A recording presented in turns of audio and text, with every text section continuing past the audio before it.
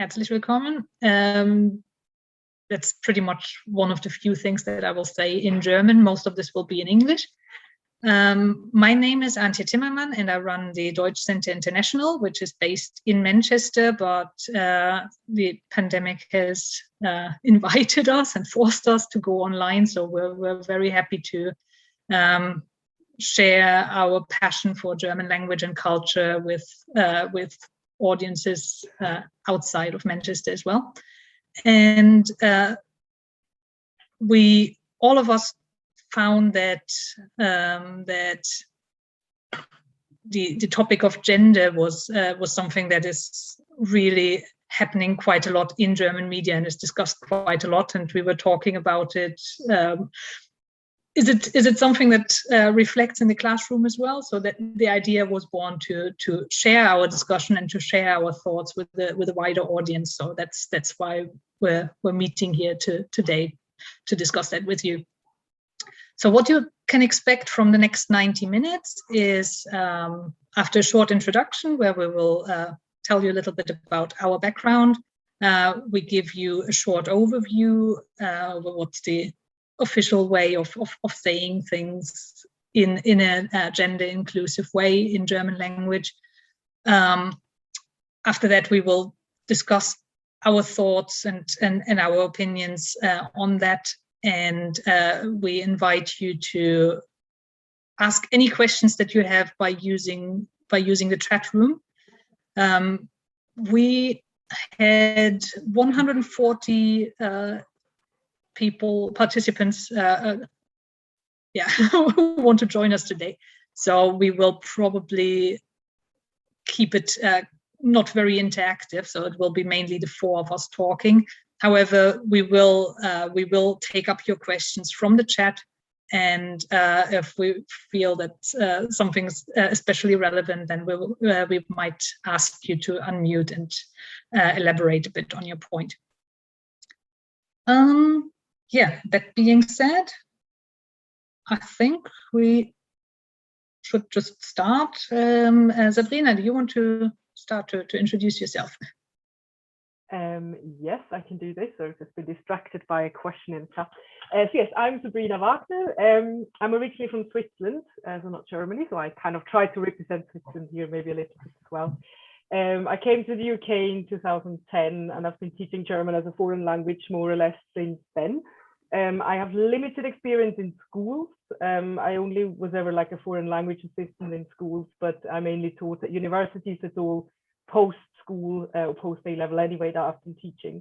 So mainly at university language centers, but also in the private sector. So at so in offices and in language schools, like for example, the Deutsch Center. And I've also taught all the levels, so from beginners to proficient for more or less all of it. And I'm also a translator, so I'm a qualified translator, and I also translate at the moment, so I teach as well as translate. And I think it's quite interesting to see both sides as well, so rather than just how do we teach it, also how do we use this problem of gender inclusive language in translations, how does that work as well? So maybe I can also shed a bit of light on that as well. Thank you. Okay, thanks, Sabrina. Marion. Hi, well, my name is Marion, and I'm originally from a small town between Munich and Stuttgart. And I studied German language and literature in Tübingen now about 20 years ago. And I moved to Manchester to do my PhD. And that was not in German, it was in art history. And I taught at the university for a long time, and I joined Deutsch Center in June this year. And my experience is also a bit like Sabrina's, mostly teaching adults. But I'm following this whole gender inclusive language debate in Germany with a lot of interest. And I think it's a very German debate in that it's being led without a lot of humor often. And I often think we could be a bit more playful, but maybe we can talk about all these kinds of things later as well. Okay, thank you. Maike? Yes, good evening. My name is Maike, and I Joined the Deutsch Center exactly a year ago, last September, because that's when I came to the UK from Germany. And I am originally from the northern part of Germany, from Braunschweig. Maybe some of you know that town. And I came across the topic of gender inclusive language quite a lot due to my profession as a social worker, because it's a topic that is quite, yeah, that's just discussed a lot in within the social work circle in Germany as well as here. So I just find it very interesting in general. Thank you. I just realized I have not even introduced myself properly as well. So as I said, my name is Antje, and I come originally from Chemnitz. I came to Manchester in 2012, and before I founded the Deutsch Center in 2013, I worked in a theater. So I've got my original degree was in business, and then I did my master's in creative industry. Then I worked as a assistant director and stage manager in a theater. And then I came to the UK and did something else. I founded a German school, so it's not very straightforward CV, but it's something that I just enjoy doing a lot, and I enjoy especially bringing the language to life and the cultural side of things. So that's my passion there. Okay, great. So we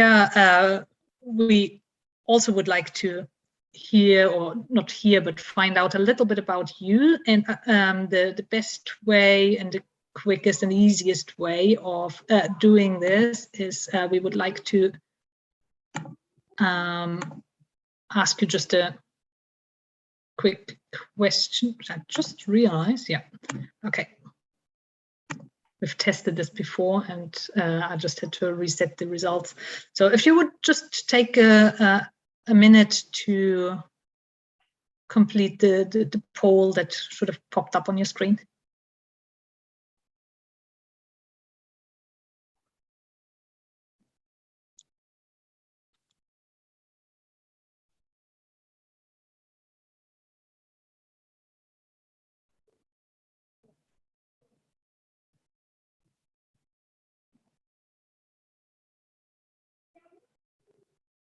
Okay, I can see quite a few high school teachers around us, among us here.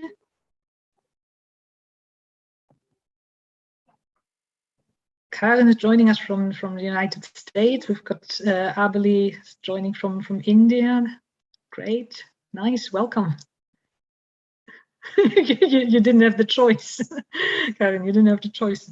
Yeah, we've got from the Netherlands, from Ireland. Brilliant.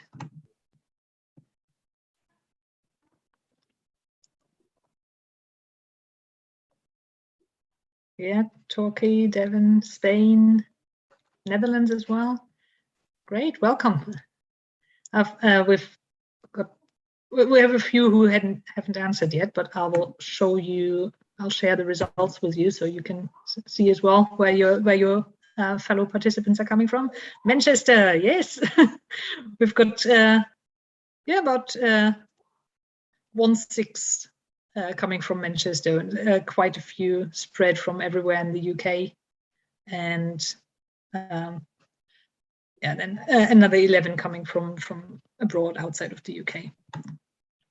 So most of you are like, we don't have anybody teaching kids or very young students. Most of you teach high school students and adults or at university, and a couple of non-teachers, and yeah, most of you, well, we've got a couple of native German speakers. Sandra's youngest students are 11 years old. Yeah, I think probably most of us have students in the double digits. Okay, thank you very much. very nice meeting you, even if it's just by these by these 3 criteria. We will just start. I'll let Sabrina start to give you a bit of an overview on what are basically the common things, or so that everybody's basically on the same page on what we're talking about. Yes, okay, good. Thank you very much. Yeah, maybe we can go to the next slide then. Yes, back to Sharon. So I just so before we discuss maybe the more kind of wider implications of the gender inclusive language that we have in Germany or in German, I think it's also, I want to just give you an idea of what options are there and what is the actual context. The whole discussion's actually been around for even longer than 2017. So this is kind of when maybe a new input was started. But I remember when I was at university, and that was longer ago than 2017, even then it's always been a problem. So it's definitely like in the 80s, actually, obviously there were feminist groups actually started it off. So it's definitely been something that has been negotiated for a long time. But in 2017, the Rat für deutsche Rechtschreibung, which is kind of the authority for orthography in German, or for the German language, they set up this Arbeitsgruppe. I'm quiet for some people, so that's not ideal. So anyway, I'll try to speak on, so hopefully everyone else can hear me. So they have this geschlechtergerechte Schreibung, which I actually just thought before is interesting as well, because we have gender inclusive in English, we call it gender inclusive language. And in Germany, it's geschlechtergerechte Schreibung. So it's all about equality rather than maybe inclusive. It's just another slant in terms of how we actually talk about this as well. But it was all about, the idea really was, how can we represent men and women in the language? So that was the big thing and a big aim, really, in a way. So the idea that we are equal in front of the law, men and women in Germany and German-speaking countries. So how do we now represent this in official texts? How can we make sure that we include everyone? How do we treat people the same when we actually talk about them? And this Arbeitsgruppe started their work, and they found interesting things already. And this is probably kind of already showing us the whole problem, maybe, if you like. So these 3 bullet points at the bottom of the slide. Generally, there's many different options that we have in the German language, how we can actually talk about men and women with language. So that's definitely one thing I'm going to talk about in a bit. Also, exactly, there's different views. So there's definitely a lot of different views how this should be done. There's kind of how also between men and women, how this should be done. So this is just kind of obviously what we have as well. There's a lot of emotion, I think, as well, that comes into this, emotional and kind of opinions, really. And then as well, maybe last but not least, the geschlechtergerechte Schreibung, the group actually said or realized that most options that there are out there are actually not correct according to German orthography, and I'll get to this in a bit. So these were the first initial findings. So I'd now like to move on to actually talk about, thank you, Sharon, what options we have. Yes, thank you, Sharon. Next slide, yes. So I start off with the correct use, and I'm using these correct, like in inverted commas or in commas, because what is correct at the end of the day. But this is the Rat der deutschen Rechtschreibung, who says, kind of has an authority about what is correct and what is not. And these are the options that are, according to orthography, also correct. However, the first one, actually, I'll have to maybe also say one other thing. So this is the generisches Maskulinum, maybe the one we've known longest. So we use the masculine form in the plural, and we include everyone, or we think we include everyone. So this idea, when we say Schüler, what do we see in our mental image? Do we see students? Do we see men, girls, as well as boys? Or do we just see boys? That is obviously a big question. But the idea of this is used to actually include everyone, but obviously that's probably the oldest form that we have. And interestingly enough, in the Duden, which is obviously another authority in telling us how we should write in German, they now actually defined Schüler as a man or a boy. So it's actually a man now officially defined as a man who is at school, or a boy who is at school. And then the Schülerin, which is now also in the Duden, would be the girl, or the equivalent, the female equivalent. So this is quite interesting. In the Duden, actually, this would no longer be correct. It wouldn't work anymore to say Schüler and actually include everyone, because according to the Duden, this is no longer the case. As a little bit of a side, if you want to go to duden.de and try this yourself, I find it quite an interesting exercise. I typed actually in Schüler to see what the entry is. And it always had a picture of a man with it as well, or a boy. Same for Lehrer or art. There was this lovely man in a white coat. But when you type in Ärztin or Schülerin, it says it's a woman who is at school or a girl that's at school, but there's no picture. So again, I'm just thinking, what does that show us? But anyway, that's just maybe a bit of an aside. But yeah, so this is the Generisches Maskulinum. That's obviously been there longest. And this idea that we do include everyone, but do we really? And then the other forms here definitely also been around for a while, and they're the correct ones. So we have the Paar form when we say Schülerinnen und Schüler. You can maybe already see why this can be a problem. It's very long. So we include both forms separately with the und. Obviously, if this is done very often in a text, it gets just kind of very long and very cumbersome. So the readability is kind of a bit of a problem there. So that's one thing. But it is correct and it can be used correctly, or is used correctly. Then Kurzwörter, I find that quite interesting. That was very interesting for me. The Azubi, one example for Auszubildende. So this is correct to use the abbreviation for a group of people when everyone's familiar with the abbreviation. I suppose that's quite important. It doesn't make sense to use one that no one knows. But if you can assume that your readers know what it means, that's another option that obviously goes around the problem of men and women. I think the next option is a popular one, and I can feel this might become more popular. It's Ersatzformen, so replacements, kind of alternatives, being a bit creative, but maybe as Marion said, we're not as playful with it. But there are obviously ways how we then describe groups of people rather than using names for them. We kind of focus on their function or their maybe activity as well. So we have Studierende, Lehrkräfte, Geschäftsführung rather than Geschäftsführer. So this idea that we actually say what do these people do to refer to them as well. This is very popular at universities, and I think again this has been around for a long time. Also, I think with this form it can be argued we're not just talking about men and women, we're actually also including non-binary and other people as well. So this is actually, I'm thinking, might be maybe one way forward personally. But it's definitely considered a correct form as well. And then two other forms that I think as well I've seen for a long time. It's the Ergänzungsstrich, so this Lehrer slash and then in with a little hyphen. That is definitely one option that we have. And the same maybe with the brackets, the Klammern, so that's another one that is considered correct. If the grammar is correct as well, and maybe this leads to the problem with these options, you then always have to use all the articles for both options, and this just again I find makes it very cumbersome, and obviously then readability is maybe another problem. So these are considered correct when the grammar around it is correct as well, according to the Rat der deutschen Rechtschreibung.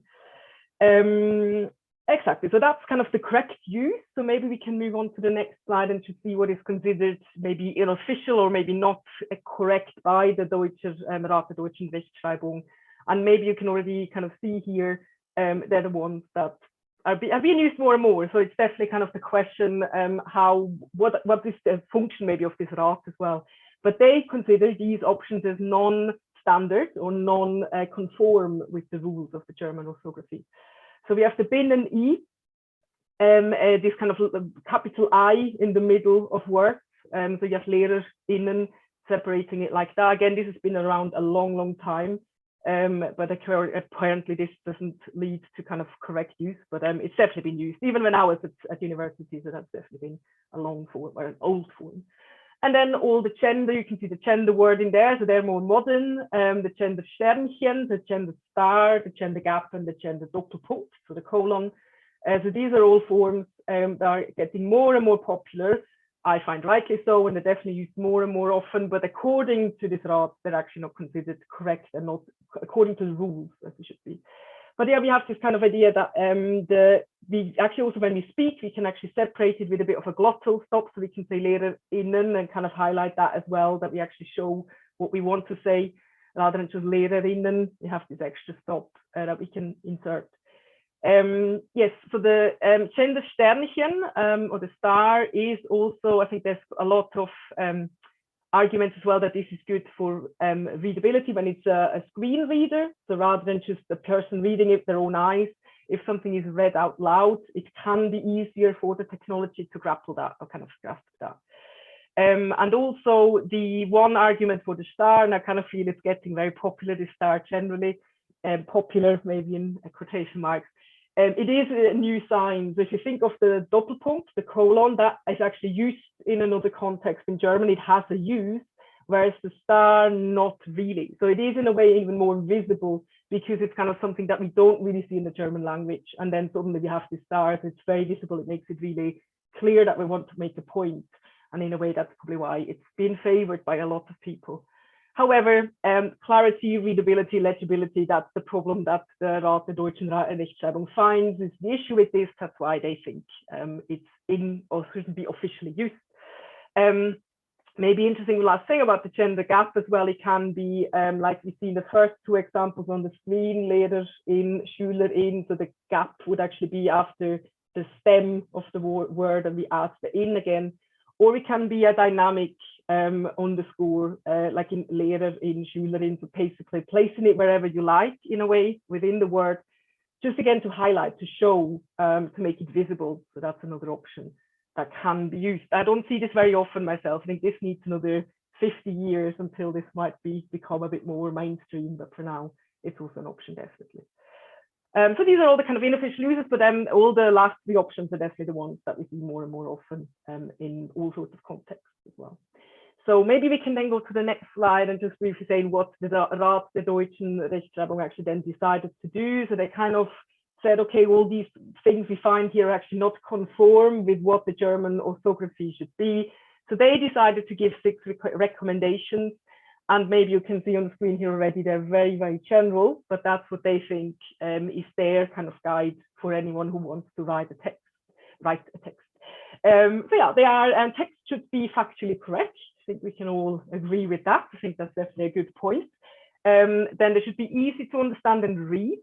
So this, I think, is also a very good point, obviously, for any text, but that's one of their recommendations. And the next one I find interesting, so possible to read out loud. Again, this is about inclusiveness. I think very often we just say aging population, older people. We might also need screen readers, but obviously also for people with disabilities, which no one really mentions, and I haven't come across that, but obviously that also helps. So again, it's kind of how do we talk about inclusivity? But anyway, so screen read is very important, but it also needs to be able to read rather than just actually or read out loud, rather than just read by eyes in a way. Does that make sense? Then the next point I think is very important, and this is obviously where we're coming from with all these not officials. It has to be unambiguous. So it really needs to be bulletproof in a way, and also legally. So it really obviously needs to hold if there's any problems legally. It needs to be watertight, and that's I think the big worry probably, and why these recommendations are here as well. The next point important I find as well for multilingual countries, so it needs to be transferable. This probably also brings in translation. So if there's a German-speaking country with several official languages, which there's a few, obviously, as you probably know, but also minority languages. So again, this brings in more groups of the population that are very important as well. And that's why it needs to be transferable, and that's why some of the options maybe they don't favor. And last but not least, and I think that's probably their biggest point, it needs to be the reader or listener needs to be able to focus on the core information rather than being distracted by any stars or colons or things, linguistic hurdles. So it shouldn't kind of, the focus shouldn't be drawn to the language, the focus should be on the content.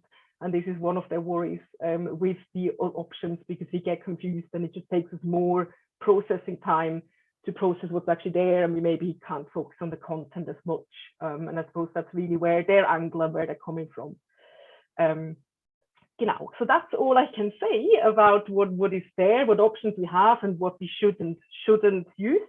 And I think I'll probably hand over back to probably Antje, but that's kind of what I wanted to say mainly start off with. Okay, brilliant. Thank you very much, Sabrina.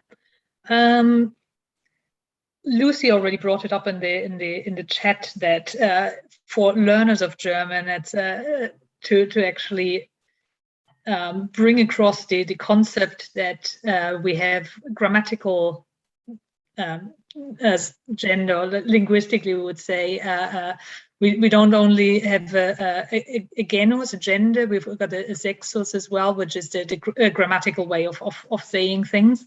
And like you brought the example that a skirt would be masculine. So that is a completely new concept that speakers of English usually don't have, and a challenge that you as German teachers need to bring across to learners, and that is very confusing. So to add to that German as a language is pretty masculine, and most of the terms for people, especially in the plural, is a masculine form. So our plural is masculine. To understand these rules is a great challenge. Then to add these new considerations and to the efforts and to adapt the language and make it more inclusive. I understand that must be a great challenge for students as well. So that pretty much would start off our discussion. That is where we started when we were talking about it, and I would like to know how important and how relevant that has been, not only in your own interest. I mean, you're interested in it, otherwise you would not have signed up for this class today. But pretty much the question that we have for you before we start off is, has the question of gender in language, has that come up in your German classroom before?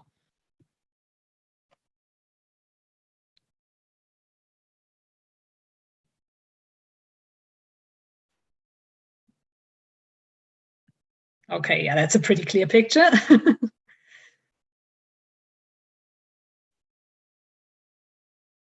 I'll give you a few more seconds. Anybody who wants to reply who hasn't yet?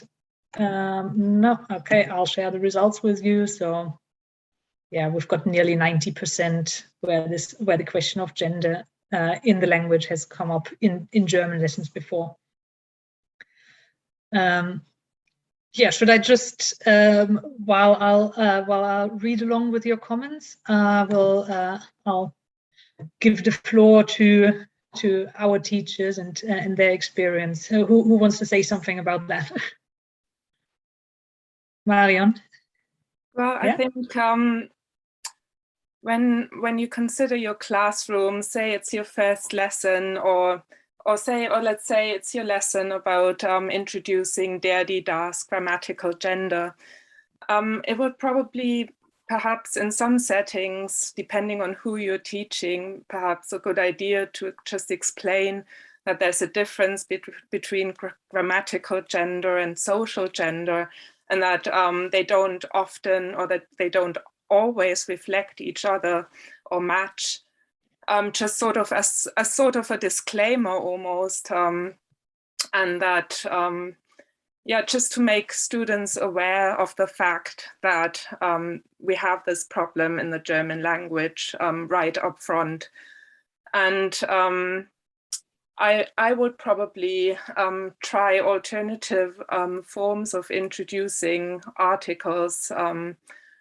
Why not teach, for instance, because often also in textbooks, they're introduced as der, die, das. That's the standard introduction for articles, or ein, eine, ein. So why not name the feminine article first, and then the neuter, and then the masculine? Why not mix up the order of introducing them, just to challenge the assumption that it's almost an order, a ranking of genders. So just a little idea of how we could challenge assumptions and also challenge norms. find this actually interesting about the order, so I'm just quickly jumping in, because that has recently changed, or that's what I noticed in teaching. So it was always there, die, das, and in my head it's still that, it's like a little kind of like spell or something. But actually now a lot of course books do der, das, die, because they think, I think that someone once told me that was the reasoning, the der and the das sometimes overlap with the adjective ending. So they think for the students it will be easier to see this overlap, or also in the dative they have the same articles. So I was told once that this is actually something that was introduced in probably not all of the books, but some of them. I've definitely seen that as well. And then I'm just thinking, well, yeah, it's apparently an easy thing then to do. So we could just do like die, we'd start with die, why not? Die, das, der, why not? So yeah, apparently they can be changed, and I think they're powerful changes in a way. So I'm thinking textbooks have a lot of power in that sense, how they present things. I've also found that textbooks now sometimes use color, so rather than kind of saying masculine, feminine, and all this, which some people then think, why is a table masculine? Which obviously isn't. Yeah, it's kind of it's a grammatical thing rather than actually a man, if that makes sense. But yeah, it's color. But then one of my students told me he's colorblind. It doesn't mean anything to him, these little dots in front of the word. So again, we're not inclusive then if you use color. So it's definitely also issues to consider. But in a way, I like the color approach. But obviously, again, we just need to be aware that it doesn't work for everyone. And that's definitely one thing. What I also personally find, at least the books that we work with, is that pretty much in the first book, I think it's already in the first book, that there is a section where it's about jobs, and there we actually learn about the male and the female version of the word and how we change the male word into a female word. But unfortunately, I have not seen anything about really non-binary inclusion within the book in several forms. So there's nothing about the diverse gender, for example, that we do have in Germany officially. It's an official gender already, but it's not included in any books whatsoever. And also something I came across is that the pictures that are used for the photo stories, or generally all the texts and everything, everything we see and we read is really the traditional way of family thinking. It doesn't really get challenged in the books that we use in our lessons. I don't know if it's maybe different in other books, but that's something I noticed personally, where I would really like to see a change in the future.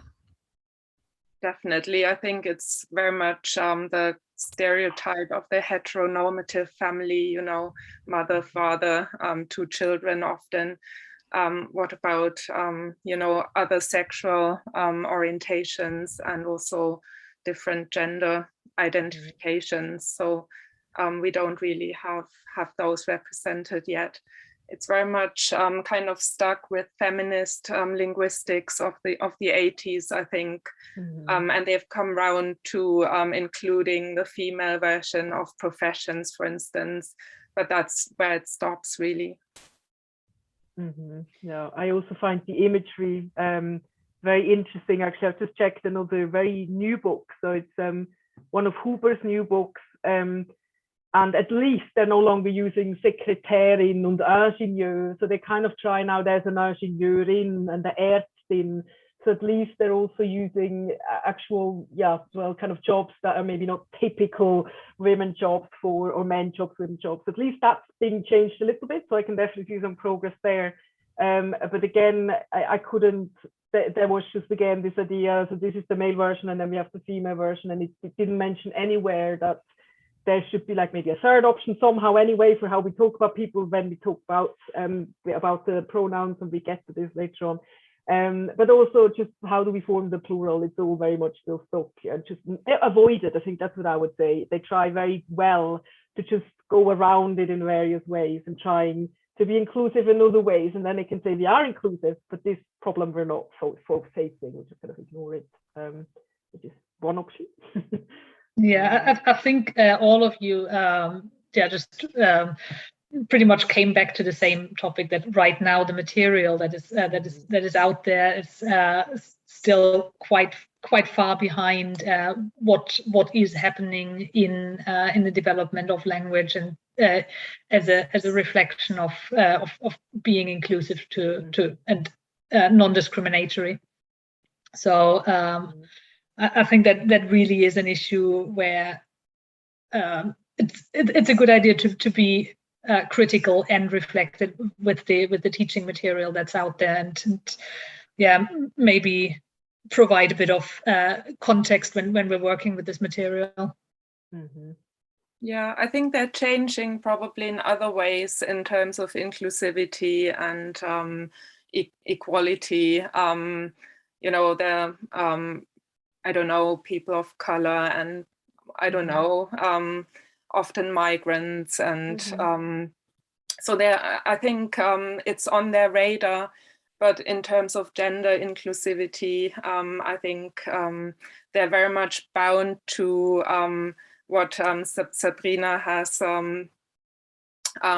told us about, these guidelines or recommendations by the Rat der deutschen Rechtschreibung. They can't really include the gender star or gender gap just yet, because although it's widely used in German media and social media, also in television, both in spoken and written German, they're just really, they can't really go beyond what the official recommendations or guidelines are just yet.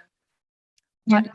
When we were sorry, Mike, go ahead. No worries. I was just going to say, but luckily we can in our language ourselves, because I assume that like the everything that needs to be printed will always be a little bit behind the discussion, just because it's quite hard to keep up properly. I'm not saying that they are up to date or as up to date as they could be, because this discussion has been around for a while now, but it will always be a little bit behind, even if they will try to be up to date all the time. But we can at least do our best in the classroom to make ourselves aware of it, which is, I guess, exactly why we came together tonight, and to include it ourselves in our language, which I, to be honest, didn't necessarily think about straight away when I started my position either. But luckily I had a student in my class who himself is on the non-binary kind of scale, and we discussed the topic in a private session, and really made me like reflect myself on my kind of teaching that have been doing up until that point. I think that's an important point you're raising, because I think it's not only about teaching the language as it's being used currently, but it's also about creating an inclusive atmosphere, or an inclusive atmosphere in the classroom, addressing all, the students in all their diversity. So I think there are two levels to this discussion. How do I teach the language as it is spoken and used currently in German-speaking contexts, but also how do I create an inclusive atmosphere in my own classroom, address everybody with a sort of proper pronoun or things like that. Yeah, definitely, Mario. And that's one thing, and that we talked about previously before we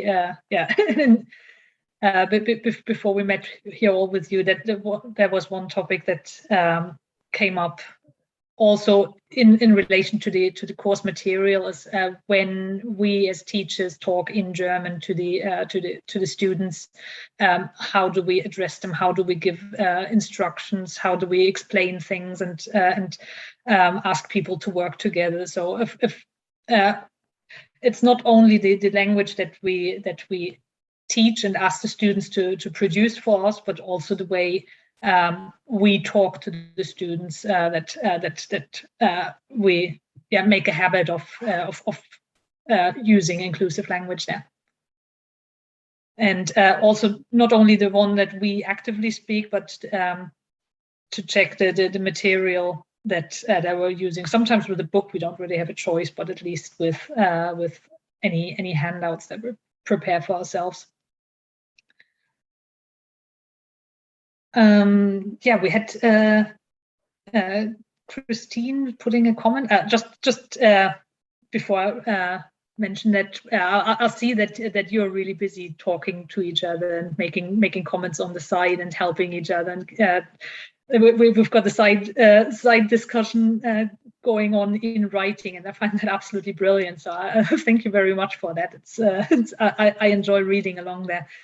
One thing that I've picked out is Christine mentioning that the language that we use for like naming people creates a certain mental image and a certain associations that go with it.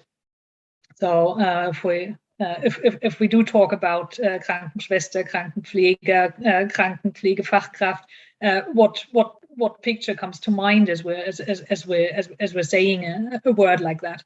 And that's I thought that was quite a good and quite an interesting point. I also find it interesting that in job ads, when we kind of talk about job titles, because what is done now in German-speaking countries is that we use the Maskulinum, generisches Maskulinum, so we would say Lehrer, and then in brackets we add M, F, and D for divers. So as Mikey said before, so we do have a third option. So we kind of use this. So, I mean, it's a way around. It's definitely kind of then efficient because we only need to actually use one noun, and with the brackets we then show we are open and we are inclusive. But does it work? What do we see when we say Lehrer? Still, we see this masculine form. We can see in the brackets that everyone's included, but it's a bit of a way around again in a way, kind of creating these images, who we really want to talk to or who we really address. So that is obviously one way as well. I definitely understand that it has to be efficient as well. At the same time, we just need to maybe challenge ourselves sometimes and just think how we can change that or maybe challenge it ourselves. As far as I know, there are several linguistic and psycholinguistic studies that do sort of confirm that when using the generic masculine form, that we do actually, that it does create male images in our head. So we talk about astronaut, Astronauten. People think about male astronauts, and that's obviously a massive problem in terms of equality and in terms of future choices and things like that. So definitely that's sort of the main argument for tampering with a generic masculine form. Aboli just brought the example of Hausfrau and Hausmann, which is which really brings about not only different mental images, but also the concepts of the tasks that people that people should do or should not do. So quite a good point.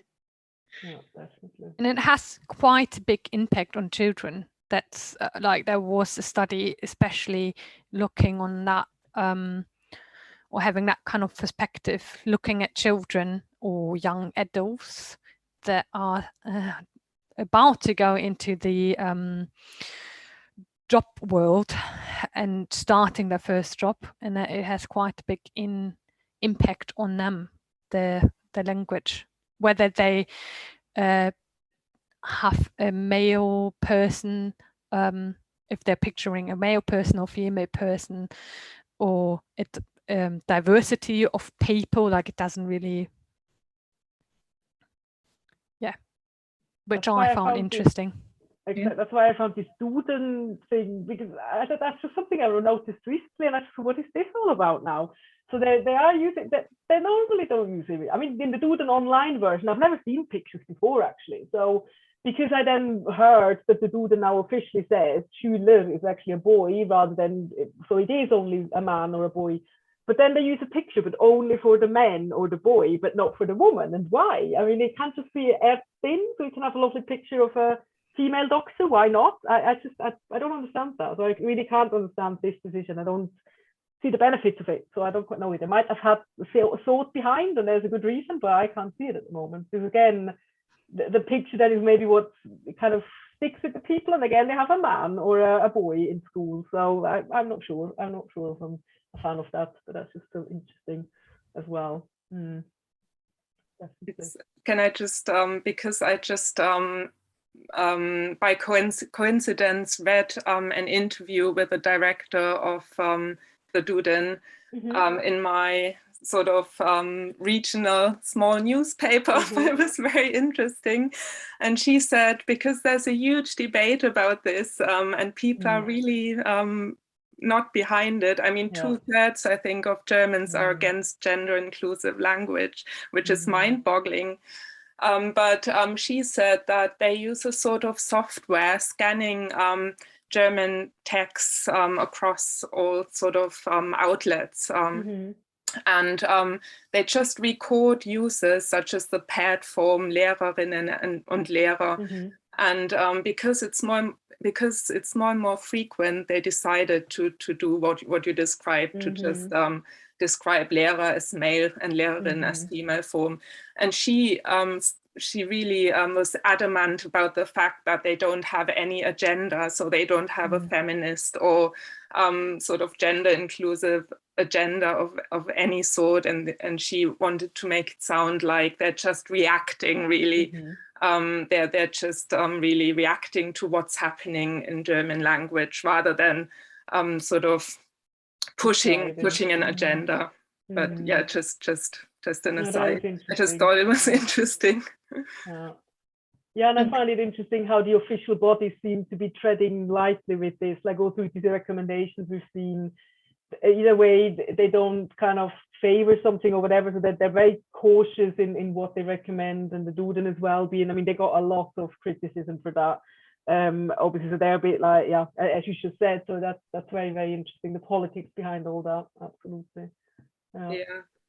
We've got in the we've got in the comments the question about pronouns is coming up again and again. So I think what you're already what you're already brushing against is the culture of acceptance in the language in Germany, and how these things are not only developed by progressive mind, but also how the language is used in everyday language, in writing and in speaking. But I think before we go into that, shall we just give a bit of an overview about the pronouns?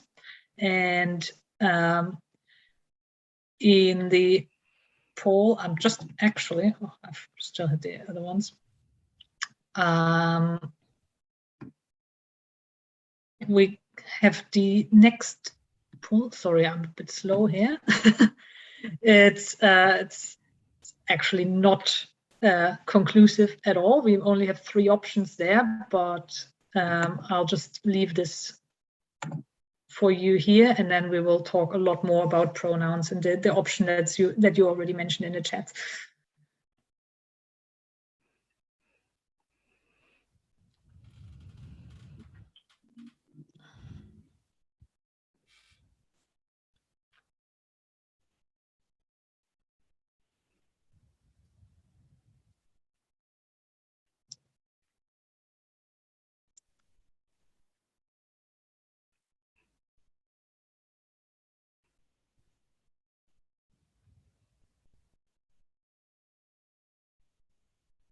Okay, I'll just end this and share the results with you. So we've got yeah, loads and loads of Lehrerinnen and quite a few Lehrer. Welcome everybody. We don't have people who reflect as they them, but we will just give you a bit of an overview on pronouns and different options on expressing different identities. So Michael, would you like to go ahead, and Tabea, we will just need to share the screen again, please.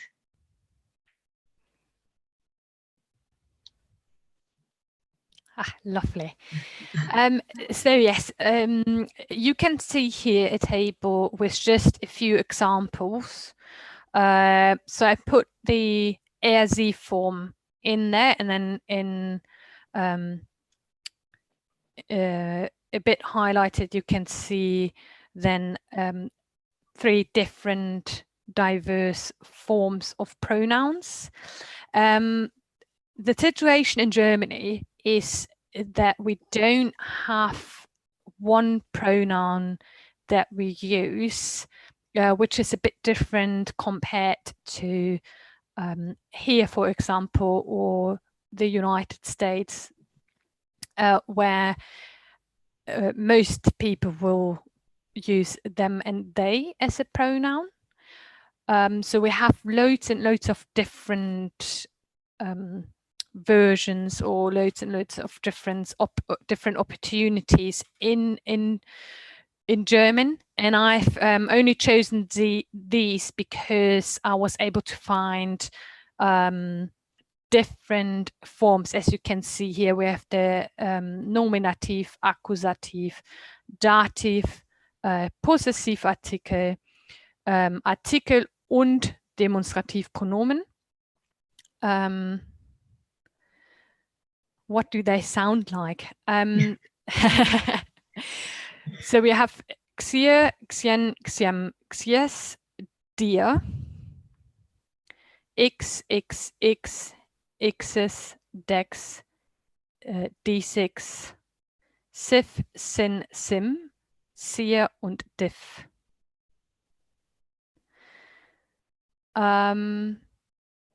So I think one that is quite popular is the xier form, for example, because I've read that on loads of websites as a suggestion or as a form.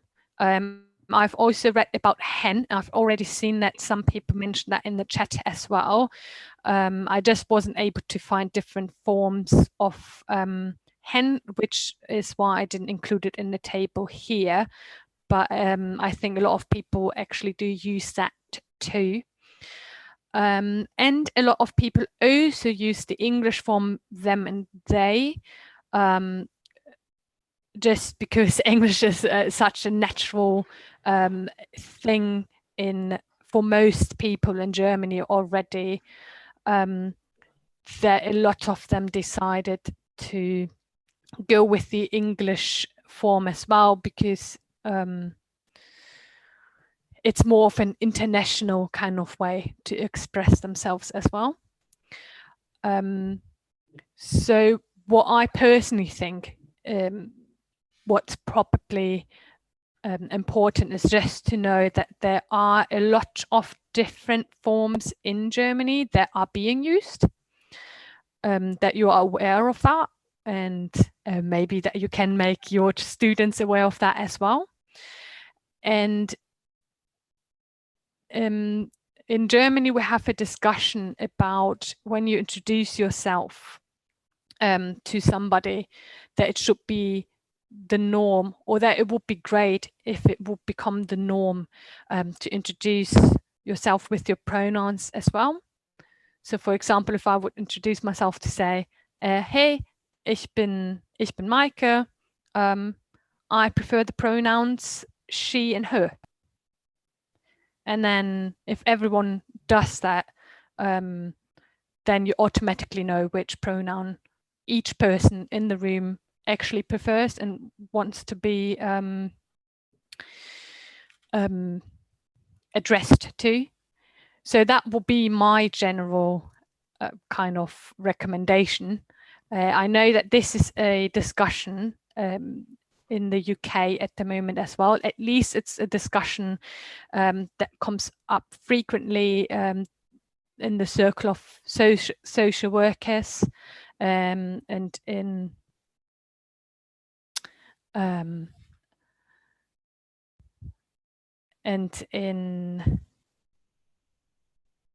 sorry, just in the circle of social workers. So I know that it is something that is probably going to evolve around here more and more as well in the future. And I myself, I had training about that topic in English, and somebody said in that training that even small steps make it so much easier for people to feel included. So for example, if you have an email, to always include your own pronouns at the end of the email as well. So I personally think like these small steps will probably be quite a good way to get the information that you're looking for, and then go with whatever that person prefers. Yeah, Maike, it's really yeah, it's a good advice. It's highly individual. We had the question from let me just, you're writing so quickly. I need to see who just Sandra just said, would it not be the aim to reduce all these options to one which will be generally accepted? There are quite a lot, and I don't think the aim is for any learner to learn all of them and to become to become proficient in using all these different pronouns and putting them into the right grammatical case. That's not what it is about. It's that pretty much there are all these options available, and they are in use in the German language, and it's pretty much about recognizing them, and as Maike said, asking who prefers what. So it's pretty much the individual choice to communicate with the other person what they would like to be called and what they prefer to be called. So I must admit that I've heard about Xier and Xien, and but X and Sif are completely new to me as well. So that's it has not arrived in the mainstream language, and there's a good chance that quite a few Germans that you meet on the street or on your trip to Germany that they might not be familiar with that as well. Which basically brings us to the question of culture and how these developments are actually how they are perceived in Germany, in German institutions, in politics as well. How are these things and these developments accepted by Germans themselves? And that's quite a quite a big one as well, because there seem to be a lot of opinions around. Definitely. Can I just go back to the original question about if it wouldn't be best to just have one? Definitely, that would be the best solution. Probably. Unfortunately, we don't really have a buddy or anyone in Germany that is responsible. So we don't really have anyone who sits down and is like, okay, which one out of these options would be or would work best? Which one would be maybe easiest to include in the language or anything like that? So we just have loads and loads of different ideas floating around, and no one who takes them all in and like progresses really making one of all the options official. Yeah, what I find, maybe if I could say something, that's two things that I thought of.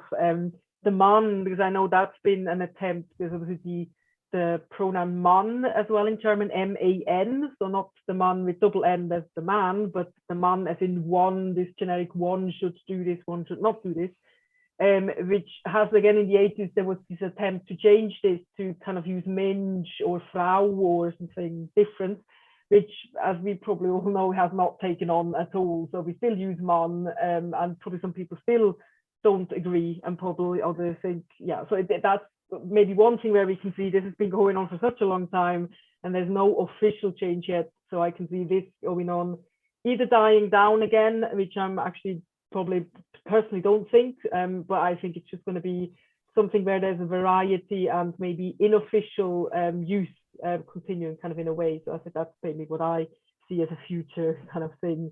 So yeah, it's an interesting one. Actually, I have never seen the fifth in and the X either, so I find it very interesting options myself. But yeah, we can see a lot of forms. Actually, also the A's is missing, which obviously is another, I find, another problem. That's the other point, that we use A's for Mädchen, or, well, Fräulein, thank God, is no longer used in the German language, but for baby A's as well. So we have this kind of neuter personal pronoun as well for, well, girls and babies as well. So maybe that adds an extra problem I find as well. I always find it's difficult to explain to my students that if it's a Mädchen, because the Chen, it's das Mädchen, we have to say es und sein teddy bear, and it's just everything within me says no. But yeah, correctly speaking, we have to do that. So yeah, that's one thing as well. We have the question coming up that we discussed just before we let everybody else in, how these pronouns work with the verb, which should it be a singular verb or should it be a plural verb? Yeah, as far as I know, you would say, for instance, Xia geht ins Kino, so with a singular, third person singular. Is that right, Maike? That's my understanding. Yes, it's basically using this new pronoun as we would use the all pronouns as well. Because in the end, it's one person we're talking about. It's not a group. If I got this question correctly, yeah. But then maybe then I have a question back to the audience actually. How does it work in English? Because that's one thing we were discussing. So the they, in a way, it comes very natural to me in the English language to use the they. It really makes a lot of sense. Also, when we don't know yet how someone identifies, that we can use this as a more generic form. But how would we then talk about use it? Because obviously we can say they live in Manchester, but we mean they as a group of people. But how if we refer to one person in English, would it be they live?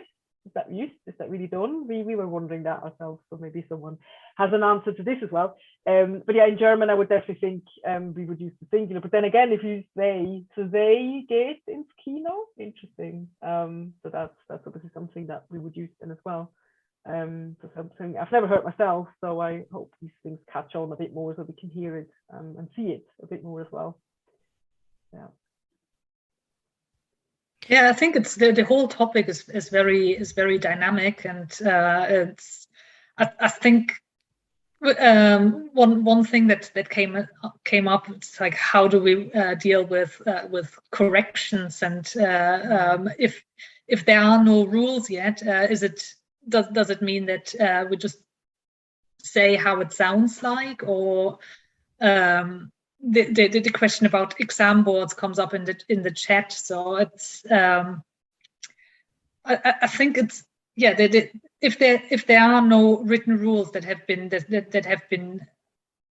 set by any institution or by an official body as this is how it is, and this topic really shows that language can't be set in stone. It is always dynamic and it always changes. And I think in the end, if we come back to the recommendations of the Duden, that it needs to be the content needs to be correct.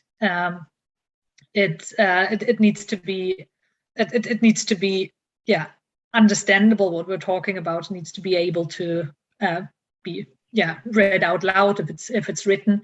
I know there was a question of how do we decide which recommendation we should use. So I think the way I understand it is that if we look at our way of communicating, then all of these recommendations should be met. That in the end, it's language is about communication, and we try to make it in a way that it's inclusive and respectful to the people that are around us. But the moment we lose ourselves too much in the actual language, so that the language becomes more important than the person that we're speaking to, then wir haben übers Ziel hinausgeschossen, if I may use the German expression here. That's my opinion, but I'm happy to be contradicted.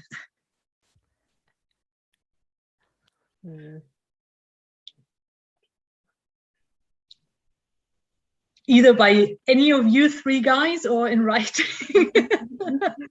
That was not supposed to be the last word. It was supposed to. The final nice summary. But yeah, absolutely. I mean, at the end of the day, it needs to be efficient. And obviously, I suppose maybe from the German, whatever German speaking point of view, we have this reputation of being efficient. So maybe it's true, maybe not. But you need something. Language is a tool, really, at the end of the day. So we need to be able to express what we want to express without taking away, kind of using too much energy to just decipher what we're doing. But at the same time, obviously, yeah, we do want to talk to everyone, and we want to be able to address everyone as well. And it's definitely. I mean, that's the core, really, and that's obviously why we're discussing. And I mean, someone actually asked this, and I was thinking about this for the last few seconds. Why is there this opposition? I'm really curious. I mean, I read these discussions in teachers groups, and there's so much really aggressive arguments against gender inclusive language, and I can't figure out where it comes from. I really struggle understanding where they're coming from. The people are so vehemently against it. And I wonder myself, where does it come from? Is it insecurity, being challenged, having to learn something new, having to change your ways? I'm curious about that. I really don't know. I think all of these, and people can't deal with change, I think. And also because, as Antje said, it's a dynamic topic. It's still in the making. So we don't have a set of fixed rules, and people can't deal with that. People love rules. And I think grammar, should be a set of rules, but isn't it more of a toolbox that should, as you've said before, serve to communicate with each other? And also, can't we be a bit creative and just find some joy in experimenting? And maybe that's not really always possible in the classroom, where you've got exams and exam boards kind of looming. But we could perhaps just see it as an opportunity to be creative with language, rather than follow this fixed set of rules which doesn't exist yet in this area. Yeah, it's not only about the it's not the experimenting, and experiment also always means that you'll see what happens. And I think communication is not only one way. So sometimes it's it's like just checking, is the other person comfortable, or are they happy to be addressed in this way? It's also about making mistakes and being happy to be corrected. So I think the culture in the classroom that I also grew up with, I don't really know how it's nowadays, but that you learn something and it has to be correct, and if it's not correct, you will be corrected and you will be graded on it. That makes you fear mistakes, and it reduces the tolerance of like uncertainty. Sometimes we just don't know. We are German native speakers. We are teaching German, and some of the things we just don't know. It's new to us, and I think also learning to be more comfortable with just going with the flow and finding out new things. And there's something that a person feels like or and wants to find a way of expressing it, then maybe to help to find a way to express it, even if I as a teacher don't really know that, because I can't experience the same feeling myself. So I don't know, do I make sense? Yeah, I think one thing is with everything which is about minority groups, it's the same with racism. It's quite hard to explain to someone who does not experience it what it feels like. You can always put it in words, you can describe it, but the understanding is another thing.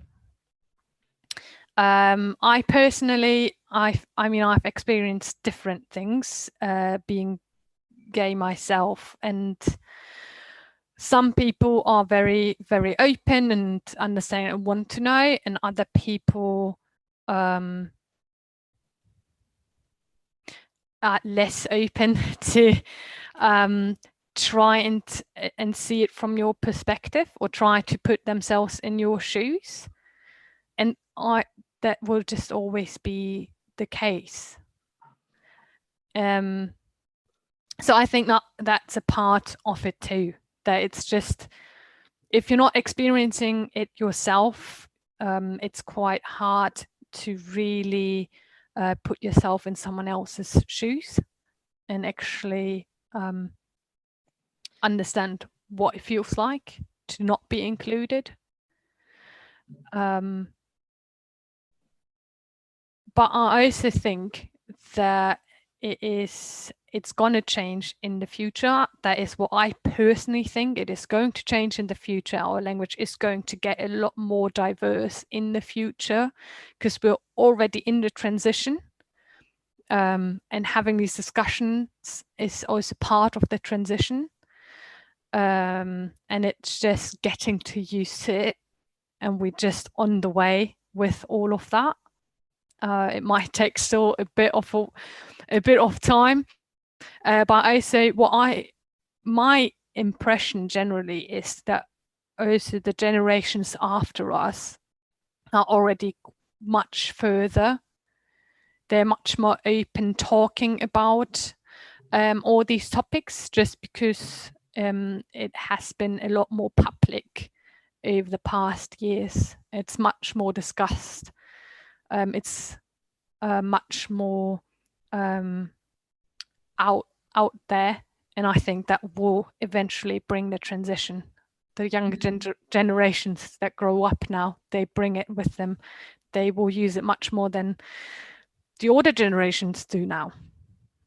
Yeah. Melissa does have a point, though, when she says that it's quite frustrating, especially for secondary school teachers who are bound by exam rules and by expectations that are set and quite unflexible. So I do see the struggle of trying to incorporate modern developments in language, but then being bound by what is correct and what is not correct, and by an outside exam body that says you can only do it this way, and this experimenting is not really encouraged. So I can really see Melissa's frustration here. I'm sure that there are quite a few of you who feel a similar way.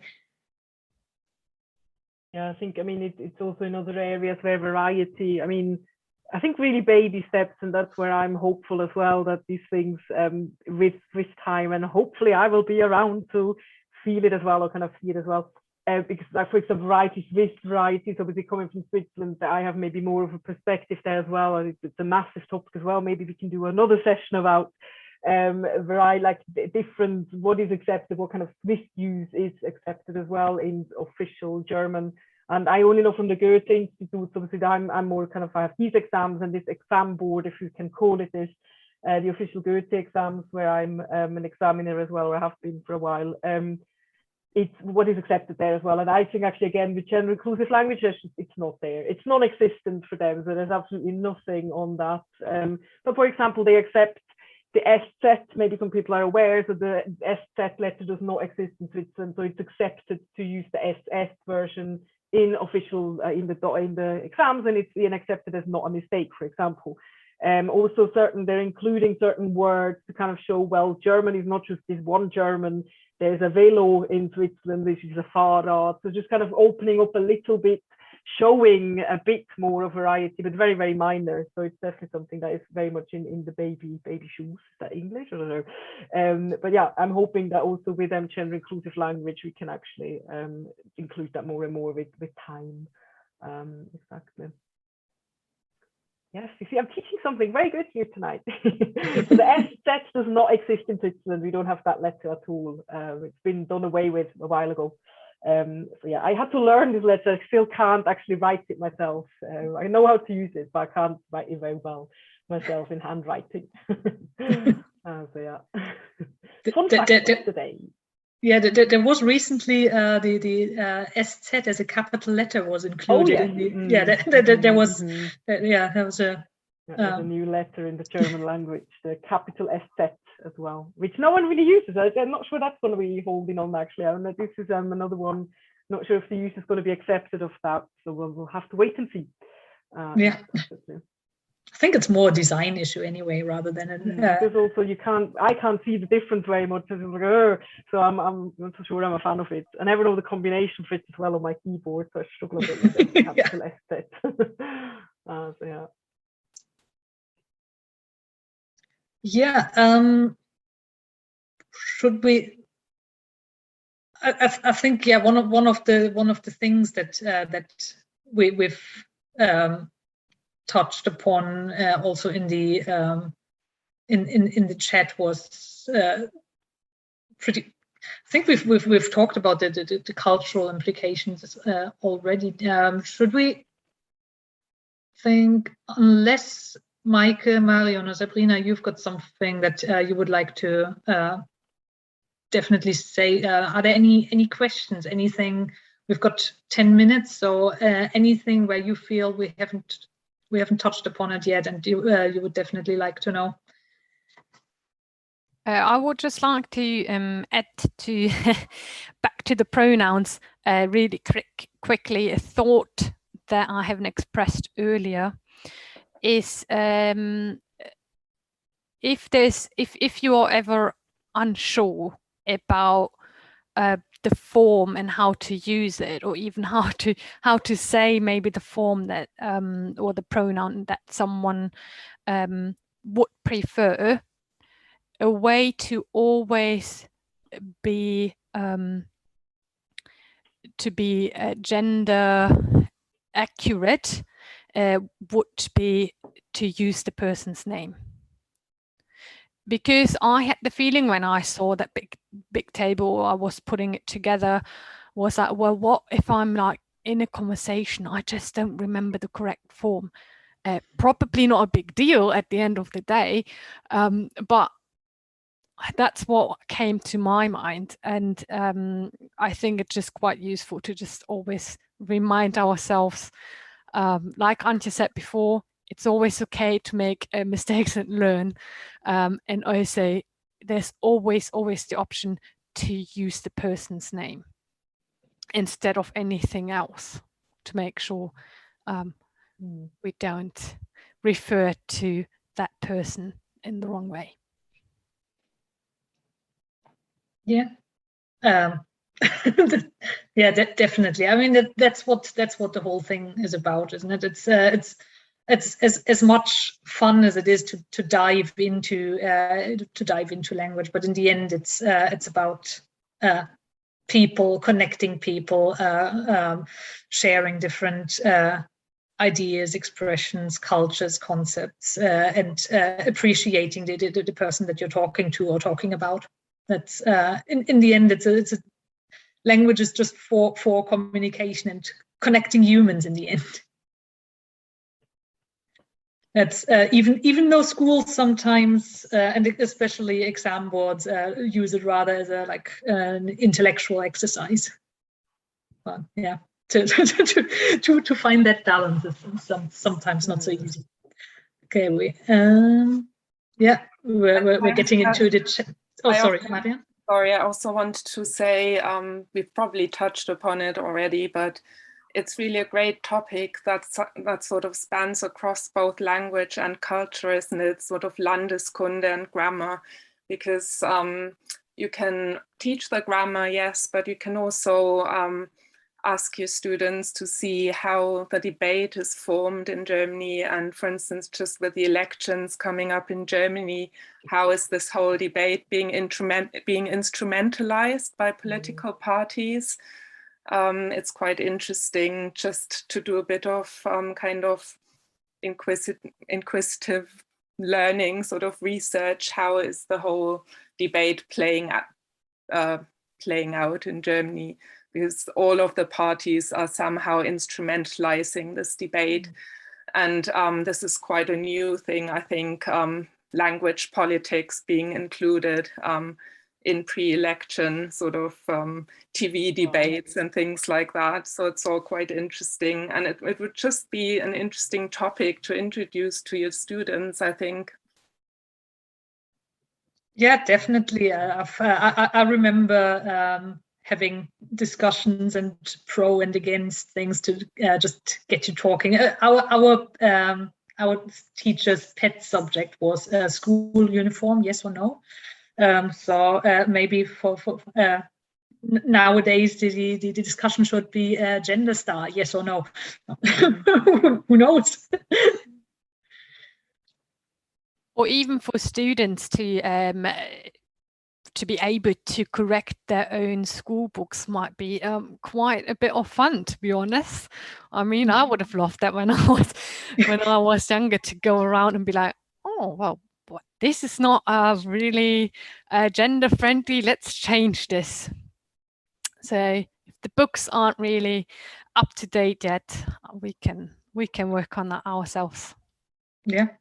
When in the preparation for this debate, I realized that writing, my German writing is quite gender inclusive, but I always need to remind myself in my speaking as well. So it's the things that I know and that I can consciously think about when I have time to write it down. It's a lot easier than language that has been forced through habit for in many years, especially as I'm not in Germany but here, and I still speak the same way that I pretty much spoke 10 years ago. It's, that was quite interesting to reflect on that as well. I don't know about. I mean, Mikey, you've only been here for a year now, so that's. No, I probably feel the same. I think it's always when you apply for jobs, like, so how do you keep in touch with developments in German? And yeah, I mean, obviously we try our best. We read, we watch the news, we kind of keep up to date with magazines and books and all the rest of it. But in a way, maybe I also feel I'm always a bit behind because I'm never in it. I'm kind of the outsider now. I'm looking at the conversation, which can also be interesting because obviously you have a different view in a way when you watch the Germans discussing things. Maybe as a Swiss, you even have a yet different approach, but obviously it changes things a little bit. But yeah, it's difficult because it's something that happens so quickly as well and so dynamically. We might not always be able to get the right kind of information all the time. So it's definitely always good to remind ourselves what's actually happening on the continent.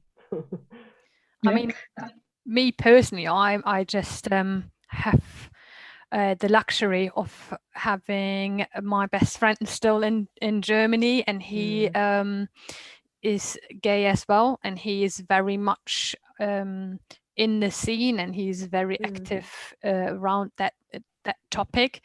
And we actually, when I prepared the private session for my student here, I asked him for help. And we actually had a really nice discussion about the topic and what's going on in Germany right now in the discussion. So I'm just really lucky that I have him as a like point where I can always go to when it's about this topic. Yeah. After sharing all of our thoughts and opinions with you, we want to share our research sources with you as well. So we can just quickly share it on the screen. But as we said in the beginning, both the video recording of this and the presentation will be sent round to everybody who's signed up for this session now. So you'll get it all. You don't have to start taking notes. Yeah, coming to the end of this session, I've already seen quite a few people sending feedback. So thank you very much for that. Also, if you liked us and if you want to stay in touch, sign up for our newsletter. We will have a series of online events coming up, and the schedule for that will be released in 2 weeks' time.